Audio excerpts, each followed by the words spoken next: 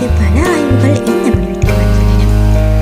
தொட்டு தூக்கி அரவணைத்து முத்தம் கொடுத்து வளர்க்கப்படும் குழந்தைகள் நீண்ட காலம் தொடாமல் வளர்க்கப்படும் குழந்தைகளை விட உணர்ச்சிகளால் அலைக்கழிக்கப்படாத ஆரோக்கியமான வாழ்க்கையை வாழ்கின்றனர்.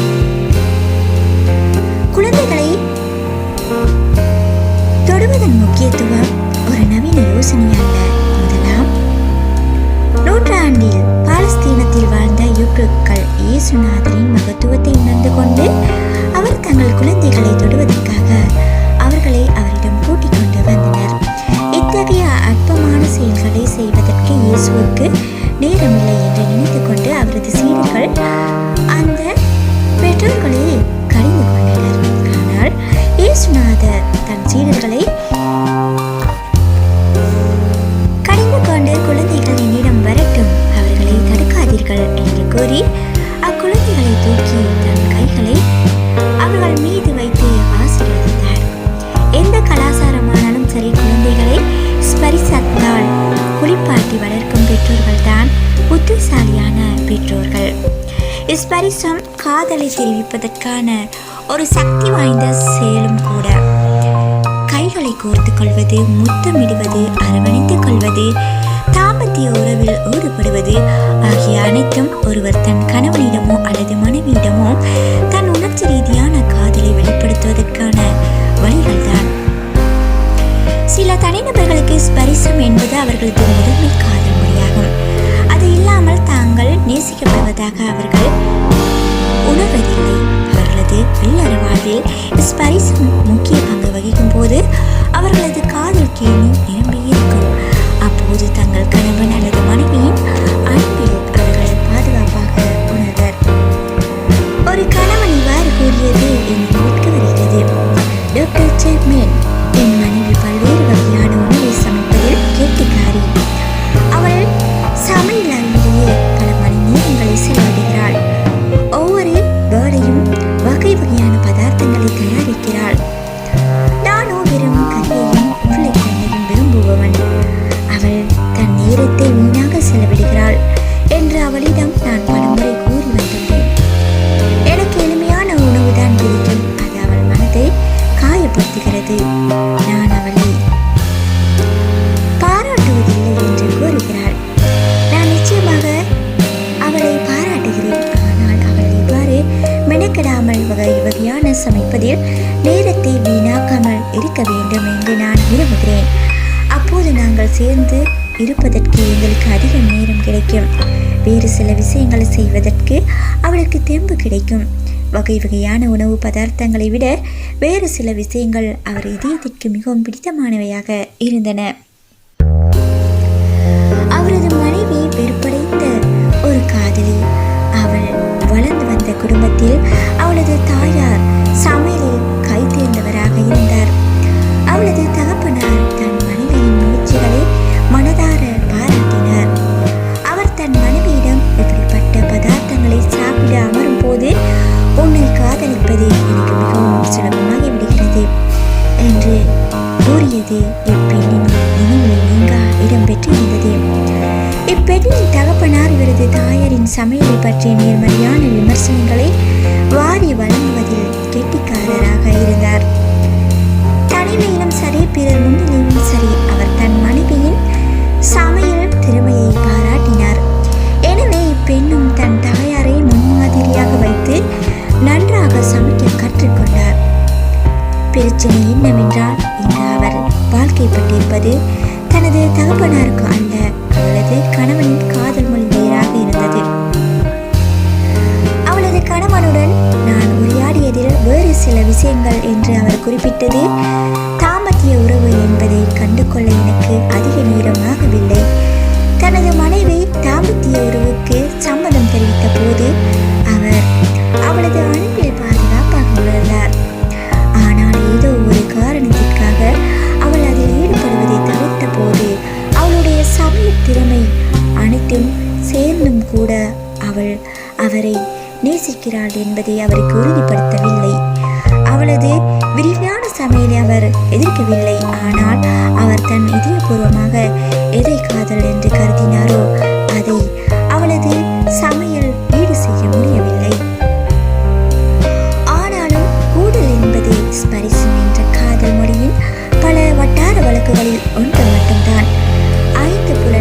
ஸ்பரிச உணர்வு என்பது மற்ற உணர்வுகளை போன்றதல்ல. அது உடலின் ஒரே ஒரு பகுதிக்கு மட்டும் சொந்தமானதல்ல. ஸ்பரிசத்தால் ஒரே ஒரு பகுதிக்கு மட்டும் சொந்தமானதல்ல. ஸ்பரிசத்தால் தூண்டப்படக்கூடிய சிறிய நரம்பு முனைகள் நம் உடல் நெடுங்கிலும் உள்ளன. அவற்றை தொடும் போது அல்லது அழுத்தும் போது தூண்டுதல்களை நரம்புகள் மூளைக்கு அழைத்து செல்கின்றன. மூளை இந்த தூண்டுதல்களை பொருள்படுத்துகிறது. அப்போது நம் உடல் மீது பட்ட பொருள் சூடானது அல்லது குளிரானது, கடினமானது அல்லது மிருதுவானது என்பதை நாம் உணர்கிறோம். அந்த தூண்டுதல்கள் தான் நமக்கு வலியையோ அல்லது இன்பத்தையோ தோற்றுவிக்கின்றன. அதை நாம் காதலாகவோ அல்லது எதிர்ப்பாகவோ அர்த்தப்படுத்திக் கொள்ளலாம். ஸ்பரிசத்தால் ஒரு உருவை உருவாக்கவும் முடியும், உடை தெரியவும் முடியும். ஸ்பரிசத்தால் வெறுப்பையும் உருவாக்க முடியும், காதலையும் வெளிப்படுத்த முடியும். நம் உடலின் சில பகுதிகள் மற்ற பகுதிகளை விட அதிகமாக தூண்டப்படுகின்றன. அதற்கு காரணம் ஸ்பரிசத்தால் தூண்டப்படக்கூடிய அந்த சிறிய நரம்பு முனைகள் உடலில் சமமாக பரவி இருக்கவில்லை. மாறாக கொத்து கொத்தாக ஆங்காங்கே அமைந்துள்ளன. அதன்படி நமது நாக்கின் நுனி மிகவும் அதிகமாக தூண்டப்படுகிறது. ஆனால் நமது தோலின் பின்பகுதி மிக குறைந்த அளவே தூண்டப்படுகிறது. விரல்களின் நுனிகளும் மூக்கின் நுனிகளும் மிக அதிகமாக தூண்டப்படக்கூடிய பிற பகுதிகள். ஆனாலும் தொடு உணர்வின் நரம்பியல்பு ரீதியான அடிப்படையை புரிந்து கொள்வது இங்கு நமது நோக்கம் அல்ல. மாறாக நாம் புரிந்து கொள்ள முனைவது உளவியல் ரீதியான அதன் முக்கியத்துவம் குறித்துதான்.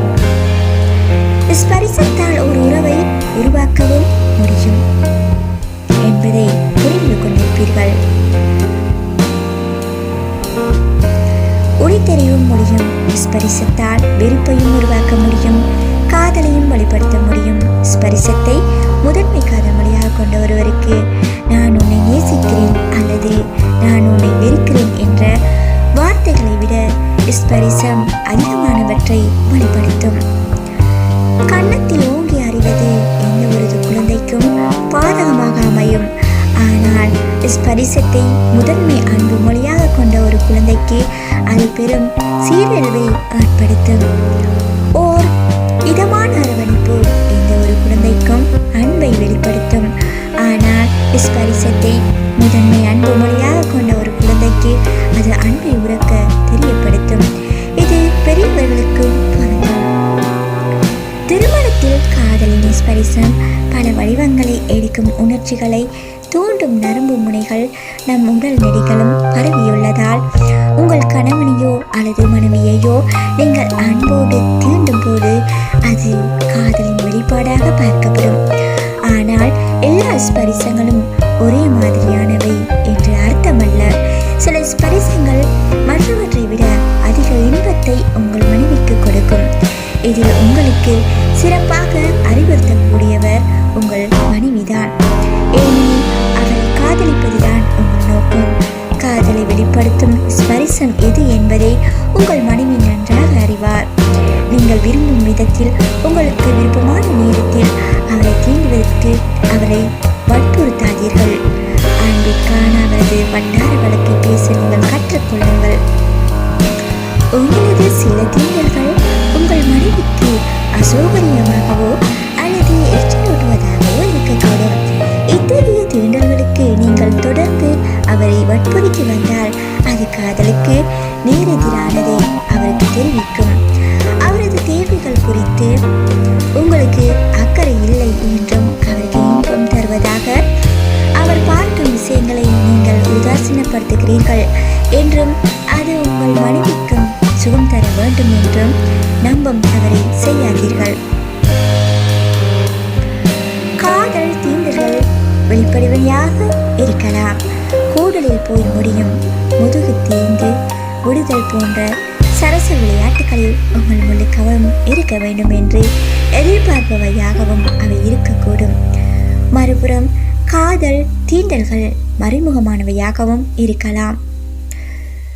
காபியை ஒரு கப்பில் ஊற்றும் போது அப்படியே உங்கள் கையை உங்கள் கணவரின் தோள் மீது போடுவதற்கோ அல்லது சமையலறையை கடந்து லேசா உங்கள் மனைவியின் உடலை உரசி செல்வதற்கோ ஓரிரு கணங்கள் மட்டுமே தேவைப்படும்.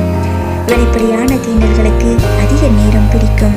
உண்மையிலேயே தொடுவதற்கு மட்டுமல்லாமல் இந்த வழியில் உங்கள் கணவனிடமோ அல்லது மனைவியிடமோ உங்கள் காதலை வெளிப்படுத்துவது எப்படி என்று புரிந்து கொள்வதற்கும் நேரம் பிடிக்கும்.